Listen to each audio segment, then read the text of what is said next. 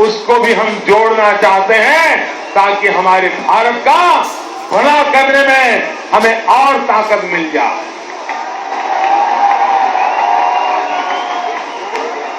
भाइयों बहनों, तोड़ने की राजनीति का युग समाप्त हो चुका है। आज से जोड़ने की राजनीति का युग प्रारंभ होगा।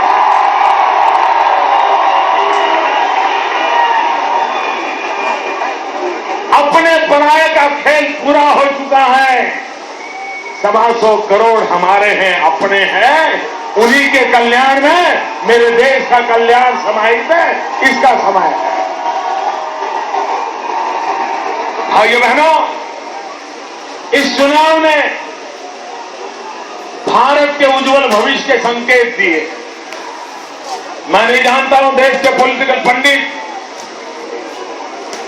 इन बातों को अभी पकड़ पाए हैं कि नहीं पकड़ पाए, लेकिन मैं विश्वास से कहता हूं इस चुनाव में मैं एक नए समाजशास्त्र का शिलान्यास देख रहा हूं।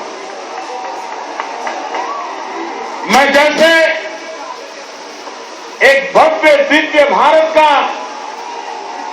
युग आरंभ देख रहा हूं, वैसे ही भारत के जो सामाजिक ताने बाने हैं, उन सामाजिक ताने बाने से,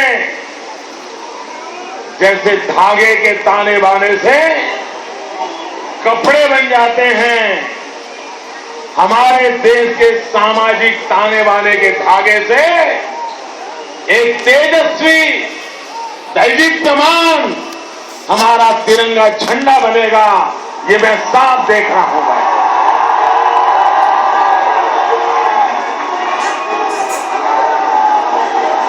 पॉलिटिकल पंडित, समाजशास्त्री अभी तो 5% इधर और 2% इधर में लगे होंगे, लेकिन मैंने अपनी आंखों से देखा, चुनाव नतीजों ने सिद्ध कर दिया है कि आजादी के बाद, आपातकाल के बाद एक चुनाव आया था, जिस चुनाव में उत्तरी भारत में सामाजिक परिवेश से ऊपर उठ करके भारत के लोकतंत्र की रक्षा के लिए वोट करने का निर्णय किया था। आपातकाल के बाद ये पहला चुनाव मैं देख रहा हूं जिसका नेतृत्व देश के नौजवानों ने किया। जातिवाद से ऊपर उठ गए, जातिवाद के भेद से ऊपर उठ चुके और सिर्फ एक ही बात लेकर के नौजवान का मकसद ये था कि अगर ऐसा ही देश चला तो देश के युवकों के भाग्य का क्या होगा। और वही एक बहुत बड़ी प्रेरणा बन गया। और उसके कारण जातिवाद की कितनी ही तीव्रता वाले इलाके क्यों न हो, उस जातिवादी परंपराओं को तोड़ करके, जातिवादी मानसिकता को छोड़ करके हिंदुस्तान में इस बार एक नया आयाम खड़ा हुआ है जो आने वाले दिनों में उज्जवल भारत के लिए एक शुभ संकेत लेकर के आया। इस चुनाव की दूसरी विशेषता है भाइयों, जिस पर लोगों का ध्यान अभी कम जा रहा है। जो लोग लगातार पिछले 12-15 साल से मोदी की चमड़ी उधेड़ने में लगे थे,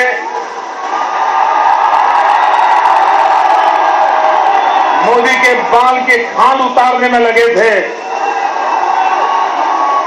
इसके लिए उतनी रिसर्च की थी उन्होंने, इतनी मेहनत की थी, सब कुछ होने के बावजूद भी वेस्टेड इंटरेस्ट ग्रुप के लोग इसको माने या न माने, लेकिन इस बात को स्वीकार करना होगा कि इस चुनाव में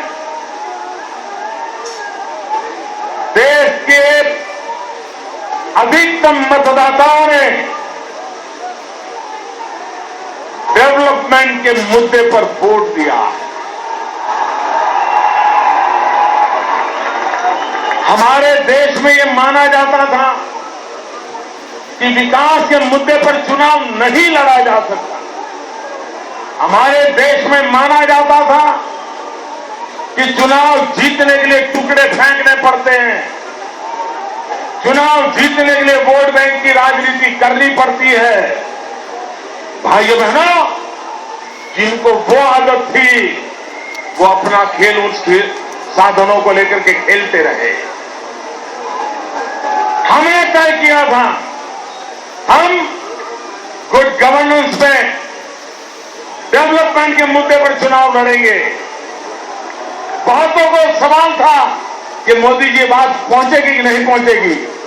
भाइयों बहनों, पिछले 8 महीने के अविरत पुरुषार्थ के बाद मैं कह सकता हूं हिंदुस्तान का बहुत बड़ा तबका तैयार हुआ है जो कहता है हमारी सारी मुसीबतों का उपाय विकास है, डेवलपमेंट है।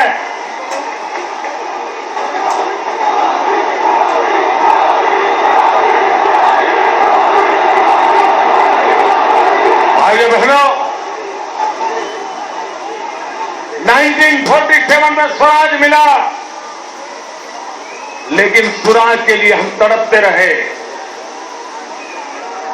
और हमने जनता में जाकर के बात बताने की कोशिश की कि स्वराज की जरूरत क्यों है। गुड गवर्नेंस से गरीब के गरीब व्यक्ति का इंटरेस्ट कैसे सुरक्षित होता है, गरीब से गरीब के लिए सरकार कैसी होनी चाहिए, ये बात हमने जनता के सामने रखी। और भाइयों बहनों, मुझे इस चुनाव से अब भाजपा की सरकार बनेगी, कोई प्रधानमंत्री बनेगा, वो तो तय हो चुका है, लेकिन मेरे लिए उससे भी कुछ आगे की सोच है। मैं उससे भी कोई बड़े दायरे पर सोचता हूं। पद आते हैं जाते हैं भाइयों, कुर्सियां रहती है, आती है, जाती है, चलती है। इस चुनाव ने हिंदुस्तान के आधुनिक भारत का शिलान्यास कर दिया है भाई।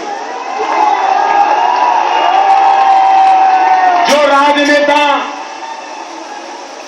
थोड़े बहुत दिखते होंगे, नहीं यार ये डेवलपमेंट वगैरह क्या, इस चुनाव के बाद जो इस चुनाव में डेवलपमेंट के मुद्दे से दूर भागे, वे भी आने वाले दिनों में डेवलपमेंट के मुद्दे को स्वीकार कर लेंगे। कुछ लोग विवाद खड़ा कर रहे हैं, कुछ लोग विवाद खड़ा कर रहे हैं। उस भाषण में तो फलाने ने वो बोला था, ढिकने ने वो बोला था, उसने ये बोला था।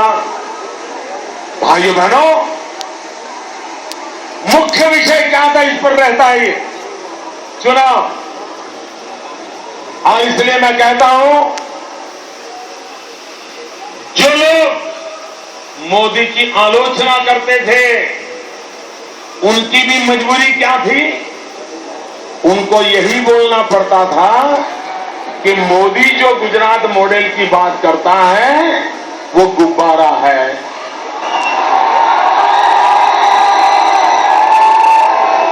उनको पसंद आए या ना आए, मजबूरन सही, लेकिन बोलना पड़ता था तो डेवलपमेंट पर ही।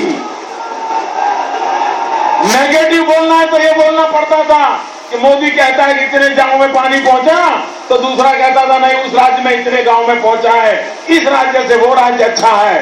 भले जो भी कहा, लेकिन कहना तो पड़ा डेवलपमेंट पर।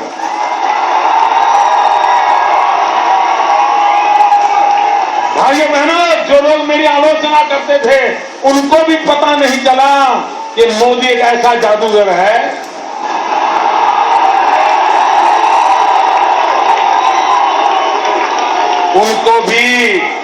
उनको भी जाने अनजाने में उसी एजेंडा पर ला करके मैंने खड़ा कर दिया था जिसमें उनको डेवलपमेंट पे बोलना था।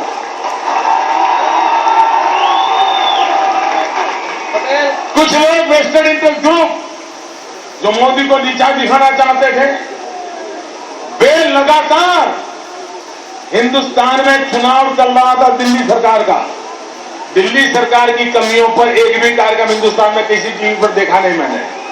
लेकिन गुजरात में क्या कमी है? रिवर फ्रंट में अभी वहां कूड़ा कचरा किस कोने में पड़ा हुआ है? मोदी कहता है बिजली का क्या? इस पर सारी डिबेट चली है। भाइयों बहनों, मुझे गर्व है इस बात का कि देश की जनता ने इन सारी डिबेट में से इस बात को पकड़ा है कि डेवलपमेंट एक ही एजेंडा है जो देश